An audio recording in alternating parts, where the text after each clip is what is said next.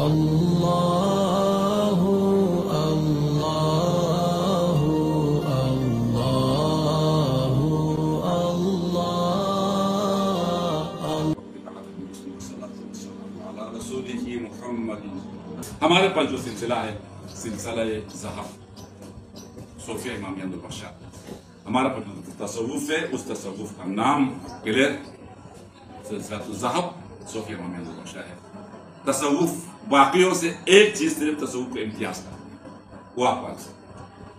باقی اصول دین کے اوپر اعتقاد، فروع دین کے اوپر اعتقاد، سارے مسلمان اور کسی میں فرق نہیں، چھوٹا موٹا فرق کے ساتھ ان کی سارے مسلمانوں کی اصول دین، سارے مسلمانوں کی فروع دین تصوف کبھی وہی ہے.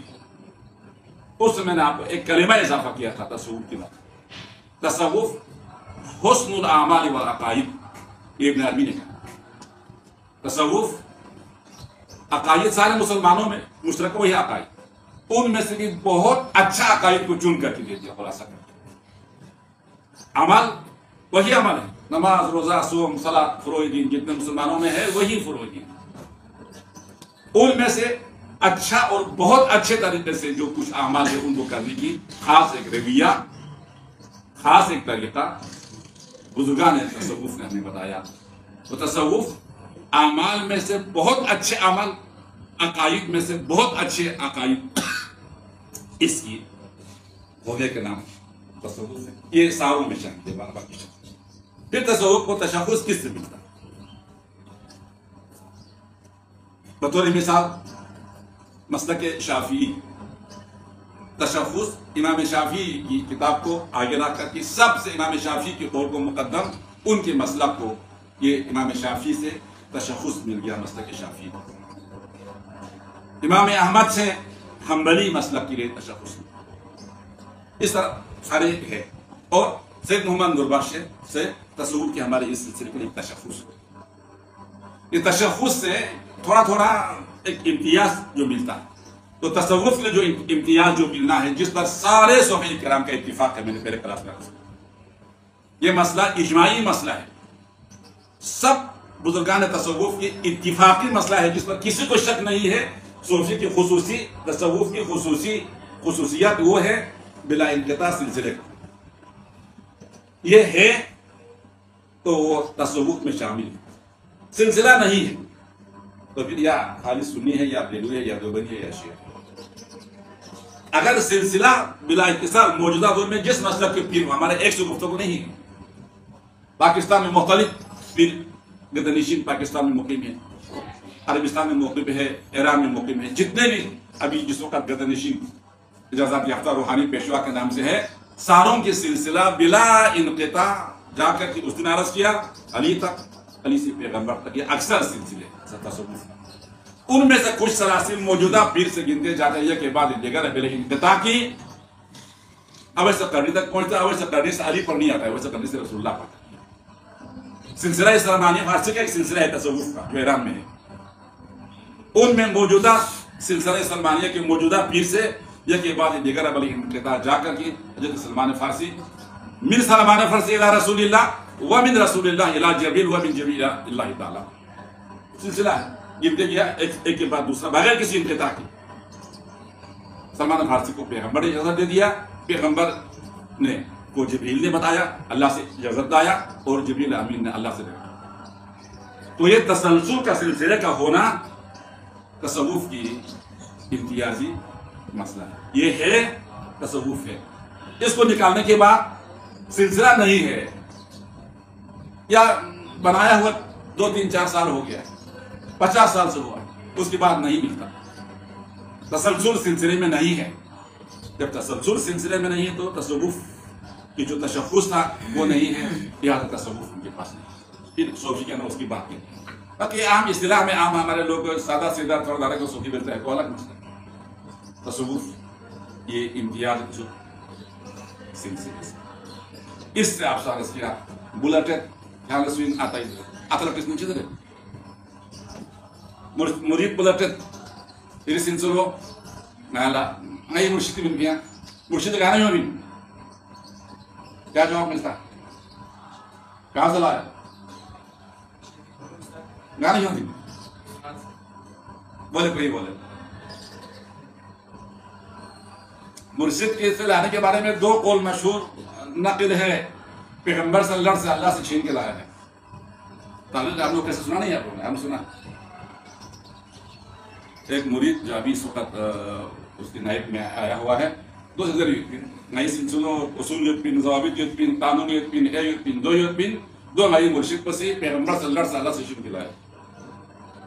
پیغمبر سے لڑنے کے بعد من یحادد اللہ و رسولہ اللہ و اللہ کے رسول سے جو مقابلہ کر کے بات کرتے ہیں کلام کی ادائیگی محترم کا انتہائی ناقص رہا ہے. عقیدہ ایسے نہیں کہ اللہ سے واقعی میں لڑنے والا تھا نہیں مگر ادائیگی انتہائی نامناسب ہے.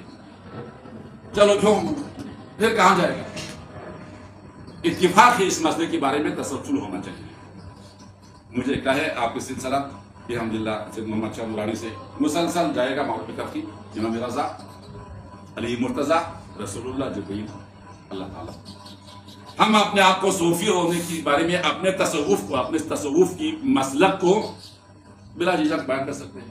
اور میں نے اس دن بھی کیا آج بھی آپ کے لیے اس کو خصوصی طور پر آپ کے لیے کر کے پیغام بنانا ہے. تصوف وہ ہوتا ہے صوفی وہ ہوتا ہے جن کا سلسلہ متصل سے ہو. آپ اپنے اتصالی سلسلہ ہمیں دکھا تو ہم آپ کے ماننے کے لیے تیار ہیں. مسلطن ناطق نہ سلسلہ سلوک ہوتی مرید مسلطن بری مرشد پہ سلسلہ لگانی ہوتی. میں ان کے ساتھ رہا ہوں. ان صحابوں سے میں ان کا قدیم تعلقات رکھنے والا ہوں وافقہ معلوم سے. یہ سارے رستم لوگ ان کے پاس آئے ہیں. وہ بات عجیب غریب اس مسئلے پر پہنچنے کے بعد ہمارے کافی گفتگو طلب ہوتا تھا. یہ تصوف نہیں. جب تصوف نہیں تم صوفی کہاں سے ہو؟ ہمارے پاس بحمد اللہ تصوف. پھر تصوف کی بات دوسرے انواع تصوف کی کچھ عقائد توحید سے متعلق وحدت الوجود سے متعلق اللہ کسی چیز میں رونما ہونے سے کائنات کے ہر شے تصوف کے مطابق شے جب بنتا ہے اس پر جب تجلی الہی پڑتا ہے. تجلی کسی پر آ جانے کے بعد وہ شے بنتا ہے. شے بننے کے بعد یا وہ شے ستارہ ہے یا آسمان ہے یا پانی ہے یا دریا ہے یا پتھر ہے یا پھول ہے یا خوشبو ہے کوئی بھی تجلی. تو ہر چیز میں حقیقی صوفی کو حقیقی عارف کو ہر چیز میں خدا نظر آتا ہے. یہ ہوتا ہے توحید کسرہ. پھر جا کے سفر کر کے فنا ہونے کے بعد بقا کی منزل پر آتا ہے تو اس کو خوب میں جو ہے وہ خدا نظر کوئی چیز نہیں. اس کی مثال انہوں نے اصلی لہجی رحمۃ اللہ علیہ نے ہمارے اس کتاب میں اسرار شہود میں اپنے مجموعہ کامل اشاعت ہے اس میں کہا ہے کہ اس کی مثال سادہ سمجھنے کے لیے یہ ہے ہم ایک قطرہ پانی کو سمندر میں ڈالیں. ایک گلاس پانی کو سمندر میں ڈالو. ایک من پانی سمندر میں ڈال دو. چاہے وہ ایک من پانی سمندر میں ڈالنے کے بعد ختم ہوا یا ہے سمندر کے ہونے سے ان کا ہونا ہے. ایسے اللہ کی ذات میں غرق ہونے کی بات ہے وہ ہونا. ابھی ہم کہیں گے سمندر ہی کہے گا ایک من پانی کو نہیں بولے گا قطرہ پانی کو نہیں بولے گا مگر در عین حال ہوا. تو تجلی الہی وہ بھی تجلی بھی اللہ تعالیٰ کے 199 اسماء ہے. ان اسماء میں سے ہر ایک اسم اس وقت کائنات کے الگ الگ شے کے مربی ہے. کائنات کے اللہ تعالیٰ کے سارے اسماء ہر ایک اسماء کی ماتحت ایک نظام اور ایک مخلوقات کی تربیت ہو رہا ہے. اس اسماء کی تجلی سے شے رہتا ہے اس شے کی زندگی اور اس شے کی نظام اس اللہ کے خاص ایک اسم کی تجلی سے. اس لیے اللہ کے جتنے اسماء ہیں وہ مختلف چیزوں کے لیے مربی ہے. اس میں تصوف کے پاس باقیوں سے ہٹ کر ایک عقیدہ ہے وحدت الوجود کا. یہ وحدت الوجود کا مسئلے کا تصوف کی اس مسئلے کو سمجھنا موقوف علم کلام سے کچھ باخبر ہونے پر اور فلسفہ اسلامیہ سے کچھ باخبر ہونے پر. وہ ہوگا تو یہ میں خود بھی خدا ہوں. امام علی کے جو خطبہ ہمارے اصول اعتقادیہ میں سے محمد البخش نے لایا ہوا ہے انا الحنان انا المنان انا الدیان. میں خود خندان ہوں میں خود منان ہوں میں سب کچھ ہوں. وہ اس مرحلے میں پہنچنے کے بعد وحدت الوجود کی اس نقطے کو بتایا ہے جس میں فنا کے بعد منزل بقا حاصل ہوا ہے. منزل بقا پر جو پہنچتا ہے صوفی بزرگ تو توحید کو جیسے ہم ایک دوسرے کو دیکھ رہے ہیں ایسے وہ کہتے ہیں توحید عیانی ہوتا ہے. تو وہاں ہونے کے بعد ان کا یہ کلام ہوتا ہے کہ جو ہے وہ سب کچھ ہے تو میں خود بھی نہیں، اگر ہو تو میں خدا کی جلوہ ہوں. اگر میں اس وقت یہاں میں سے ہر کوئی ہے تو اس وقت خدا کی جلوہ ہے کہ میں خود نہیں ہوں، میں خدا کی جلوہ ہوں. میں خدا کی ایک صفات، ایک اسم کی برکت سے میرا یہ وجود ہے. وہاں پر وحدت الوجود کی ایک مکمل الگ بحث ہے. وہ بحث سمجھنا، میں نے آپ سے شروع کلاس میں کہا تھا، کسی بھی چیز کے لیے ابہام و تفہیم کی کوئی شرائط ہے. میری بات جو میں بتانا چاہتا ہوں، میں اس کو آپ کو سمجھانا چاہتا ہوں. تو علاقہ جب تک آپس میں نہ ہو میری بات آپ نہیں سمجھے گا. وہ علاقہ ہوا تو میں جو زبان بولتا ہوں اس زبان کی لفظ آپ سنتے ہو، زبان کی ترجمہ آپ سمجھتا ہوں. دوسرا اس لفظ کے اندر سے میں جو معنی آپ تک انتقال کرنا چاہتا ہوں، وہ معنی کی سمجھنے کے لیے آپ کی ذہن میں تھوڑا سا ترقی آ چکا ہوں، سوچ آپ کی کچھ اونچا ہو. ایک سادہ سی مثال اس کو سمجھنے کے لیے، آپ کے سامنے 5 6 7 سالہ بچہ آتا ہے، آپ اس کے لیے ایک ریاضی کی بہت بڑا مسئلہ سمجھانا چاہیں. جو بات ہم سمجھانا چاہتے ہیں اس بندے اور آپ نے کے پاس جو مسئلہ ہے ان دونوں میں تعلق ہی نہیں ہے. آپ نہیں سمجھا سکتے، جتنا ریپیٹ کرو وہ نہیں سمجھے گا.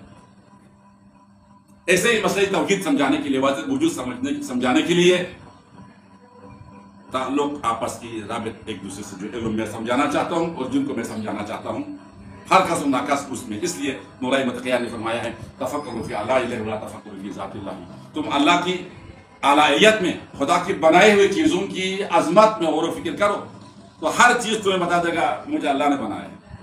ہر چیز کی طرف سے یہ پیغام ملے گا میں اللہ کا بنا ہوا مخلوق ہے. ہر چیز سے یہ پیغام ملے گا میں اللہ کے حکم سے بالکل خارج نہیں ہوں. اللہ نے جو مجھے جو حکم کہا ہے میں اس حکم کی پابند ہوں. یہ پیغام ملے گا. اس نے کہا ہے اللہ کی بنائے ہوئے ساری چیزوں میں غور و فکر کرو تو تم اللہ کے روزانہ قریب جاؤ. خدا کی ذات کے بارے میں سوچو گے کتنا من ہے، کتنا اونچائی ہے، کتنا ہے، کیا نہیں ہے، وہاں جا کے تو انسان گمراہ ہو جائے گا. وہ اس مرحلے میں کوئی بندہ اس کی تزکیے کے ذریعے سے، اس کی علم کے ذریعے سے ایک مقام تک وہ پہنچ جاتا ہے تو پھر توحید کو آنکھوں سے دیکھنے کی اس مرحلے کو تعلقات قائم مقام ہو گیا. لہٰذا وہ سمجھتے، وہ نہیں سمجھتے. ابھی روشنی کی جو ہمارے پاس سامنے سورج ہے، سورج کا آپ پورا کیوں نہیں دے سکتے یہاں کو ہوتے ہوئے؟ جتنے آواز ہے سارے کیوں نہیں سن سکتا؟ کیونکہ میرے سننے کی سماعت اور وہ آواز کی جو اونچائی یا بہت کم ان میں تعلق نہیں ہے. لہٰذا میری طاقت سے کم آواز کو بھی میں یہاں بیٹھ کے نکالے گا نہیں سنوں گا. میرے سماعت کے کئی گنا آواز زیادہ ہو تب بھی میں نہیں سنوں گا، کیونکہ اس کی طاقت میں اور اس چیز کے آپس میں جو تعلق ہے، مناسبت آپس میں ایک لحاظ وہ نہیں. ایسے ہی میرے ذہن کی آنکھ ہونے کے باوجود میں سورج کو دیکھ نہیں سکتا، کیونکہ اس چیز کی روشنی اور میری روشنی میں آپس میں مناسب تعلق نہیں ہے. ہاں کسی کی آنکھوں میں اتنا طاقت آ جائے تو پھر. ایسے ہی مسئلہ توحید، مسئلہ وحدت الوجود تصور کی سمجھنے کے لیے اس مرحلے میں پڑھنا ضروری ہے. لہٰذا آج کی اس تقریر کا دوبارہ پھر خلاصہ یہی ہے کہ تصوف کے لیے بلا انقطاع سلسلے کا ہونا ضروری ہے. اس کے بعد تصوف، پھر صوفی کے بعد اس کی بات کرتے ہیں. ساتھ ہی ہر دور کی سلسلے میں رہنے والوں کے لیے ہر دور میں ایک بلا اتصال، ایک پیر کا، ایک مرشد کا، ایک روحانی پیشوا کا ہونا سارے تصوف والوں کے پاس اتفاقی مسئلہ ہے. یہ ہو کے بغیر تصوف کلیئر نہیں ہے.